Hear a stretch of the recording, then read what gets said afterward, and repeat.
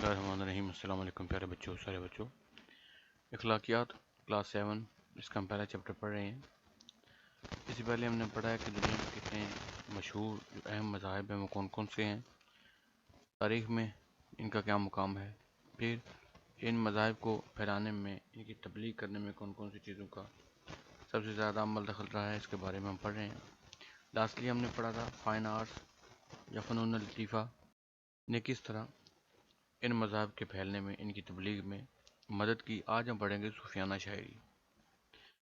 सूफियाना शायरी से मुराद ये है कि हर एक इलाके में वहाँ के मकामी लोग होते हैं जिनको दीन की समझ बूझ होती है, जो भी दीन हो उसके बारे में वो समझ बूझ रखते हैं, और फिर वो मकामी ज़ुबान के अंदर उसको ट्रांसलेट करते हैं, उसका तर्जमा करते हैं। वो चाहे नसर की सूरत में हो, चाहे शायरी की सूरत में हो, वो उसको मकामी ज़ुबान में ट्रांसलेट कर देते हैं ताकि जो लोग कम पढ़े लिखे हैं या अनपढ़ हैं उनको भी दीन की रमज समझ आ सके। तो आगाज़ करते हैं सूफियाना शायरी।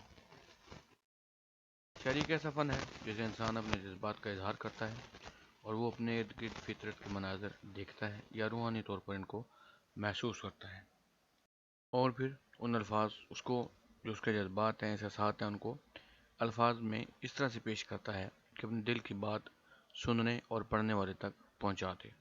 शायर को ये इम्तियाज़ भी हासिल है कि बाज़ औक़ात एक शेर नसर में लिखी गई पूरी किताब के हम पल्ला हो जाता है। शायरी भी एक गुफ्तगू ही है, जिस तरह नसर एक गुफ्तगू है। इसमें शायर अपने अल्फाज में वो सारे रंग डालता है जिनको महसूस करता है, जो वो दूसरों तक पहुंचाना चाहता है, वो सारे कॉन्सेप्ट अपनी शायरी में देता है।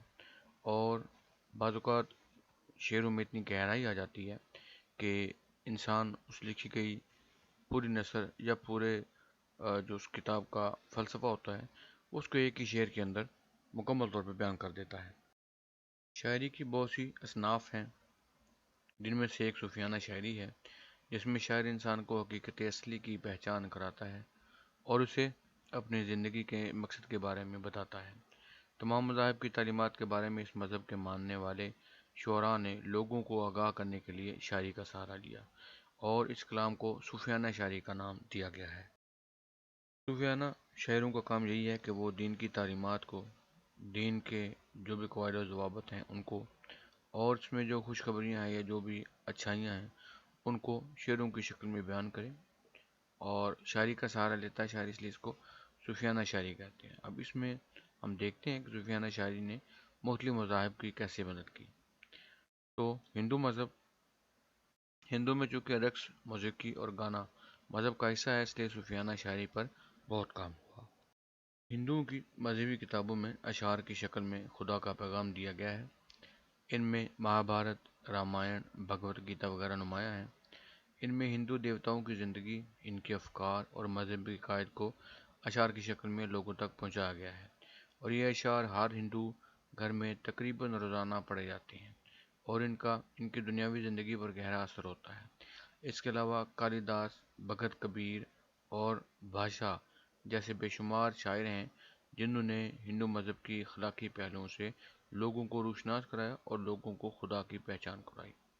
तो बिलाखिर तमाम मज़ाहिब, उनमें सारी अच्छाइयाँ एक ही जैसी होती हैं और उनकी तालीमात भी लोगों की भलाई और फलाह के लिए होती हैं। शायरों में जो हिंदू मज़हब के शुअरा थे उन्होंने भी यही काम किया। उनकी जो मशहूर किताबें हैं जिनमें महाभारत है, रामायण है, भगवद गीता वगैरह हैं, इनमें शेरों की शक्ल में लोगों को उनके जो मजहबी अकायद हैं उनको पढ़ाया गया है। और उनके जो कुछ मशहूर शायर हैं जैसे कालिदास, भगत कबीर और भाषा थे, ये सारे इनके मशहूर शायर थे जिन्होंने इनकी दीनी तालीमात को शायरी के ज़रिए लोगों तक पहुँचाया। मसीहियत या क्रिश्चियनिटी के अवाइल में ही शुअरा ने मसीही मज़हब के अकायद को शेरों की शक्ल में लोगों तक पहुँचाने का सिलसिला शुरू कर दिया था। इस हवाले से बहुत से शुअरा का नाम लिया जाता है, जिनमें से दांते, विलियम ब्लैक, बोथियस और वर्ड्सवर्थ नुमाया हैं, यानी इनकी शायरी सबसे ज़्यादा पढ़ी और समझी जाती है। इन शुअरा ने लोगों को इंसानियत, अखलाकियात और मजहबी अकायद के बारे में आगाह किया। ख़ास तौर पर बोथियस ने बिल्कुल जो बाइबल मुक़द्दस उनकी किताब है उसकी तालीमात को अपनी शायरी का मरकज़ बनाया और लोगों की रहनुमाई की। यानी इन सब शायरों का काम यही था کہ جو ان کی مقدس کتاب جس کو بائبل وہ کہتے ہیں اس میں جتنی باتیں لکھی ہیں ان کو شاعری میں ڈائیورٹ کیا کر کے پھر وہ لوگوں کو دی تاکہ لوگ اس کو پڑھیں اور اسے سیکھیں۔ اس کے بعد ہمارا مذہب اسلام ہے۔ اسلام میں ایسی شاعری کی حوصلہ افزائی کرتا ہے جس میں اللہ تعالیٰ اور اس کے رسول حضرت محمد صلی اللہ علیہ وسلم کی تعریف کی گئی ہو۔ اس کے علاوہ وہ اسلامی عقائد، توحید، اخلاقیات اور انسانیت کا درس دیا گیا ہو۔ یہی وجہ ہے کہ ان موضوعات پر مسلمان اپنے مذہب کو شاعری کی بنیاد بنایا۔ ان موضوعات پر مسلمان شعراء نے جو کام کیا وہ بے مثال ہے، اور ایسے شعراء سے تاریخ بھری پڑی ہے جنہوں نے روایتی شاعری سے ہٹ کر خالصتاً اپنے مذہب کو شاعری کی بنیاد بنایا۔ یعنی اوائل سے ہی، شروع سے ہی ایسے شعراء اسلام میں آ گئے جو پہلے دن سے ہی اسلامی موضوعات کو اپنی شاعری کا محور بنایا ہوا انہوں نے، اور لوگوں تک اسلامی تعلیمات اپنی شاعری کے تھرو پہنچائیں۔ حسان بن ثابت رضی اللہ تعالیٰ عنہ، مولانا رومی رحمۃ اللہ علیہ، مولانا جامی رحمۃ اللہ علیہ، علامہ اقبال رحمۃ اللہ علیہ، کعب بن ظہیر رضی اللہ تعالیٰ عنہ، مولانا حالی، اکبر الہ آبادی، خواجہ غلام فرید رحمۃ اللہ علیہ، میاں محمد بخش رحمۃ اللہ علیہ، سید وارث شاہ رحمۃ اللہ علیہ، بابا بلے شاہ رحمۃ اللہ علیہ وغیرہ ایسے شعراء کی ایک لمبی فہرست ہے جنہوں نے اسلامی تعلیمات کو لوگوں تک پہنچایا۔ تو ابھی تک آپ نے بھی کہیں نہ کہیں سنا ہوگا یہ کہ یہ جو صوفی شعراء ہیں انہوں نے جو کلام لکھا، اس کلام کو جب پڑھا جائے تو اس میں مکمل وہی باتیں ہوتی ہیں جن کی تعلیم قرآن پاک میں یا حدیث سے دی گئی ہو۔ تو ان کی شاعری بھی اصل میں قرآن پاک کی جو تعلیمات ہیں انہی کا نچوڑ ہوتی ہیں، اور ان کی جو نیکی ہے، جو ان کا احسان ہے ہمارے اوپر، وہ یہ ہے کہ ان مقامی شاعروں نے ہماری زبان میں اس کا ترجمہ کر دیا۔ ہمارے لیے عربی کو سمجھنا بہت مشکل ہے، لیکن انہوں نے اس کو ہماری اردو نہیں بلکہ پنجابی زبان میں کر دیا۔ اسی طرح جو بلوچستان کے شعراء گزرے ہیں انہوں نے انہی تعلیمات کو بلوچی زبان میں کر دیا۔ جو خیبر پختونخوا والے ایسے حضرات تھے، ایسے صوفی شاعر تھے، انہوں نے اس کو پشتو میں کر دیا۔ تو یہ مقامی لوگوں کے لیے بڑی سہولت ہوگی، اور یہ لوگوں کی بہت بڑی نیکی ہے تمام مسلم امہ پر، اور ان لوگوں پر خاص طور پہ جو عربی نہیں سمجھ سکتے اور اسلامی تعلیمات کو سمجھنا چاہتے ہیں۔ حقیقت میں صوفیانہ شاعری کی شناخت انہی لوگوں نے کروائی ہے۔ انہوں نے لوگوں کو اشعار کے ذریعے توحید، اخلاقیات اور انسانیت کا پیغام پہنچایا۔ صوفیانہ شاعری نے اسلامی فنون پر گہرے اثرات مرتب کیے اور مختلف انداز سے فنون لطیفہ پر اثر انداز ہوئی، اور اسی شاعری کو ماہرین خطاطی، ماہرین تعمیرات اور موسیقاروں نے اپنے فن کے اظہار کے لیے بھی استعمال کیا۔ یعنی ان تمام شعراء نے جو اسلام کے سکھائے گئے جیسے عقائد ہیں، توحید ہے، عقیدہ توحید پڑھایا گیا، اخلاقیات سکھائی گئی، اور انسانیت کا پیغام دیا گیا۔ ان صوفی شعراء کے جو اشعار تھے، بعد میں فنون لطیفہ جب اس پر اثر انداز ہوا تو مختلف ماہرین خطاطی نے خطاطی کے کئی ڈیزائن بنائے جو لوگوں کو بہت پسند آئے۔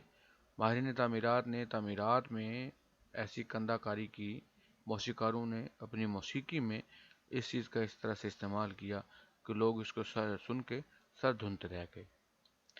سکھ مذہب میں شاعری پر کوئی پابندی نہیں، بلکہ سکھ مذہب کو یہ امتیاز حاصل ہے کہ سکھوں کی مذہبی کتاب گرو گرنتھ صاحب تقریباً 5000 شبدوں سے زیادہ پر مشتمل ہے۔